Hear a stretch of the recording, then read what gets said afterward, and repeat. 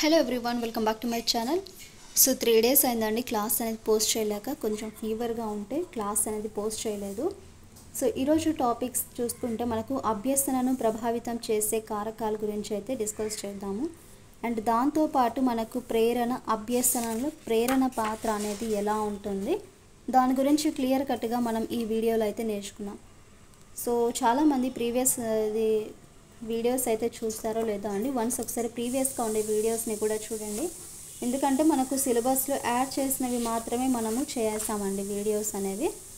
So అభ్యసన రకాలు అంటే ఏంటి, వక్రరేఖలు అంటే ఏంటి, నెక్స్ట్ అభ్యసనం గురించి అవగాహన, భావన అంటే ఏంటి, అండ్ ఐసిటీ గురించి కూడా వీడియోస్ అయితే చేస్తాను. అండ్ చాలా ఇంపార్టెంట్ మనకు ఎన్సిఎఫ్ఎస్సి గురించి అయితే కూడా చేస్తానండి. సో వాటిని ఒకసారి అయితే చూడండి. సో ఈరోజు మనము టాపిక్లోకి వెళ్ళిపోయే ముందు మీ నుండి ఎక్స్పెక్ట్ చేసేది just like and share, subscribe మాత్రమే అండి. మీ ఫ్రెండ్స్కి కూడా షేర్ చేసి సబ్స్క్రైబ్ చేయడం మాత్రం మర్చిపోకండి. సో టాపిక్ అభ్యసనను ప్రభావితం చేసే కారకాలు. మరి ఈ అభ్యసనాన్ని ప్రభావితం చేసే కారకాలు మొత్తం మనకు 3 ఉన్నాయండి. సో 3లలో అది ఏంటంటే, ఫస్ట్ వ్యక్తిగత కారకాలు, పరిసర కారకాలు, బోధన అంశాలకు సంబంధించిన కారకాలు. సో వ్యక్తిగత కారకాలు, అనువంశిక కారకాలు అంటారు దీనిని, పరిసర కారకాలు, బోధన అంశాలకు సంబంధించిన కారకాలు. ఇలా మనకు 3 టైప్స్ ఉన్నాయి.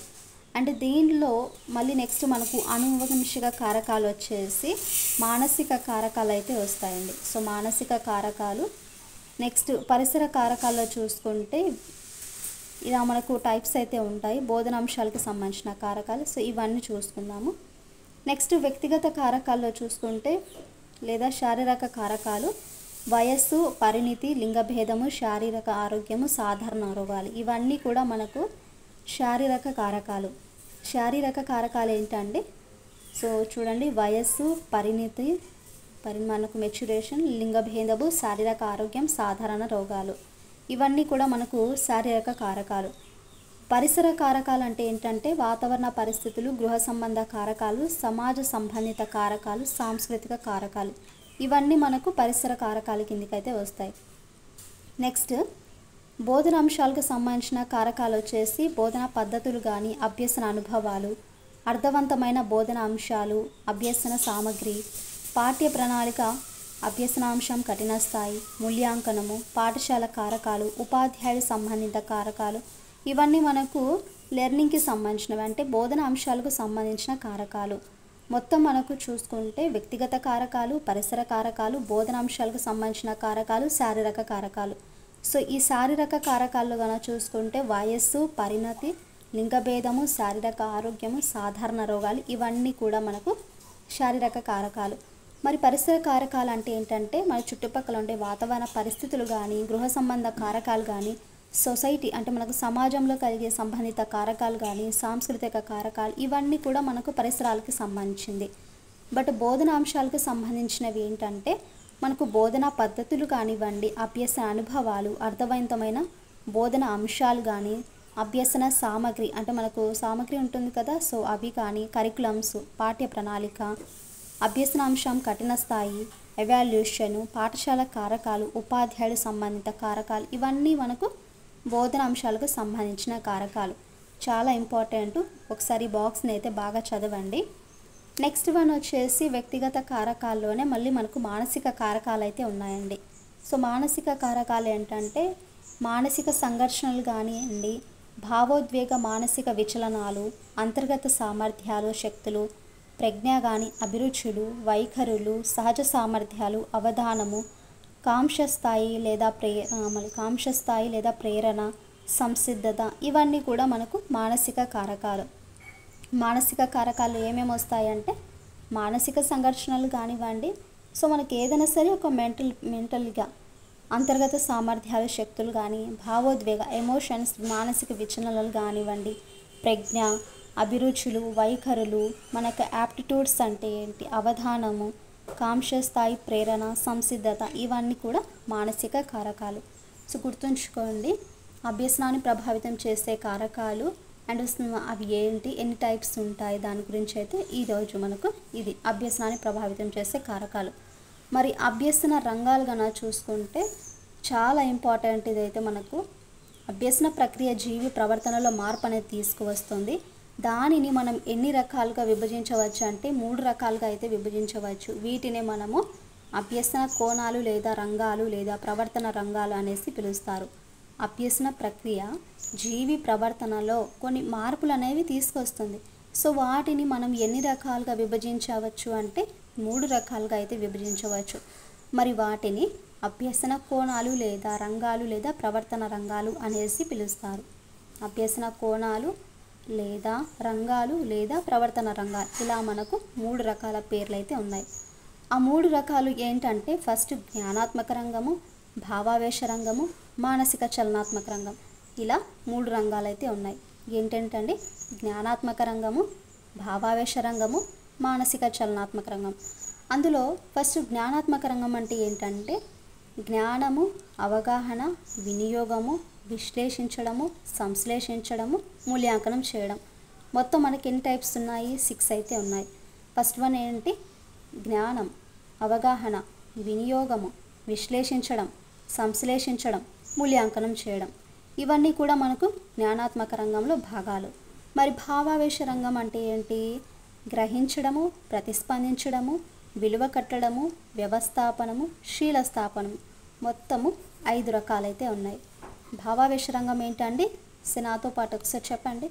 గ్రహించడము, ప్రతిస్పందించడము, విలువ కట్టడము, వ్యవస్థాపనము, శీలస్థాపనం, ఇలా మనకు భావావేశ రంగంలోని రకాలు. మరి మానసిక చలనాత్మక రంగం అంటే ఏంటంటే అనుకరణ, హస్తలాఘవము, శూన్యసత్వము, ఉచ్చారణ, స్వాభావికరణం. ఇవి కూడా మనకు 5 టైప్స్ అయితే ఉన్నాయి. మానసిక చలనాత్మక రంగం అంటే ఏంటంటే అనుకరణ, హస్తలాఘవము, సునిశ్చితత్వం, ఉచ్చారణ, స్వాభావికరణం, ఇలా మనకు 3 రంగాల్లో కలిపి 6 ఇక్కడ 6 రకాలు, అలాగే 5 మొత్తంగా మనము ఈ బాక్స్ని అయితే చాలా గుర్తుంచుకోవాలి. నెక్స్ట్ వన్ ప్రేరణ అభ్యసనలో ఈ యొక్క ప్రేరణ పాత్ర అనేది ఎలా ఉంటుందయ్యా చూసుకుంటే ప్రేరణ ఆంగ్లంలో మోటివేషన్ అంటారండి. సో ప్రేరణను మనకు ఇంగ్లీష్లో ఏమంటారు? మోటివేషన్ అంటారు. మోటివేషన్ అనే పదము మోవియర్ అనే లాటిన్ పదం నుండి వచ్చింది.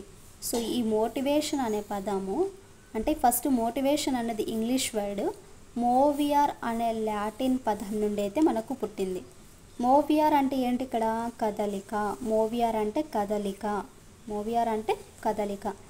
వ్యక్తి అవసరాల నుండి ఏర్పడే వ్యక్తిని ఒక ప్రత్యేకమైన గమ్యం వైపు నడిపించే ప్రక్రియనే ప్రేరణ అంటారు. వ్యక్తి అవసరాల నుండి ఏర్పడి వ్యక్తిని ఒక ప్రత్యేకమైన గమ్యం వైపు నడిపించే ప్రక్రియనే మనము ప్రేరణ అంటారు. ప్రేరణ వ్యక్తిలోని అంతర్గత శక్తి, అది బహిర్గతంగా ఉండదు, అంతర్గత శక్తి. ఇది జీవి ఉత్సుకతల నుండి పుడుతుంది. ఇది జీవిలో తన్యతను పుట్టించి వాటికి అంటే తదనుగుణంగా ప్రతిస్పందన ఏర్పడేటట్లు చేస్తుంది. జీవిని మనకు దిశానిర్దేశితమైన లక్ష్యాల సాధన వైపు పయనింపజేస్తుంది. వ్యక్తి అవసరాలతో అయితే ముడిపడి ఉంటుంది. ప్రేరణ అనేది అభ్యసించే ఒక ప్రక్రియ. ఇది అభ్యసనానికి ఒక రాచబాట లాంటిది. అభ్యసన వేగాన్ని పెంచుతుంది. సో మనకు చూడండి ప్రేరణ గురించి మరొకసారి. ప్రేరణ అనేది మనకి ఇంగ్లీష్ వర్డ్. సో మోటివేషన్ అనేది ఇంగ్లీష్ వర్డ్.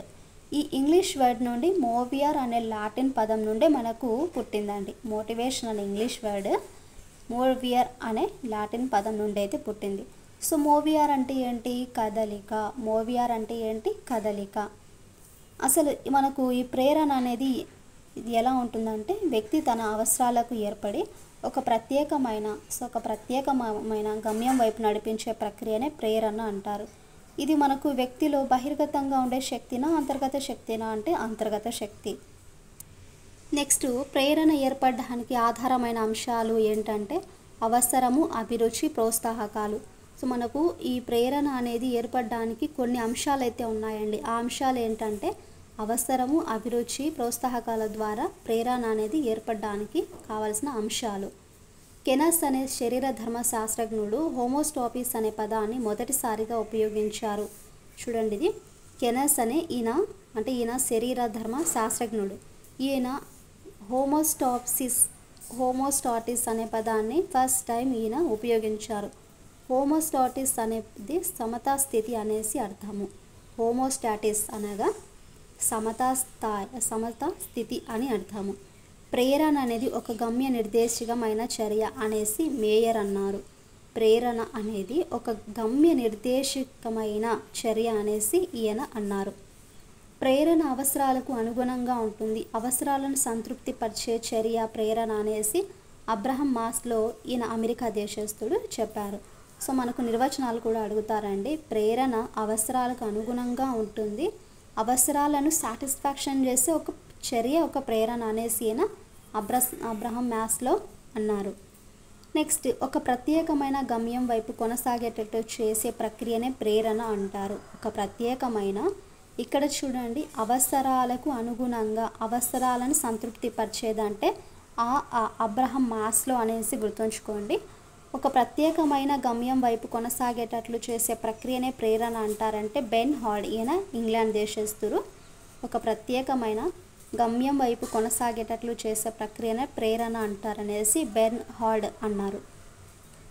ప్రేరణ అభ్యసనానికి మూలాధారం అనేసి క్రో గారు పేర్కొన్నారు. ప్రేరణ అనేది అభ్యసనకు మూలాధారము. క్రో అన్ని రకాల ప్రవర్తనలకు ప్రేరణే మూలాధారం అనేసి వుడ్వర్త్ అన్నారు.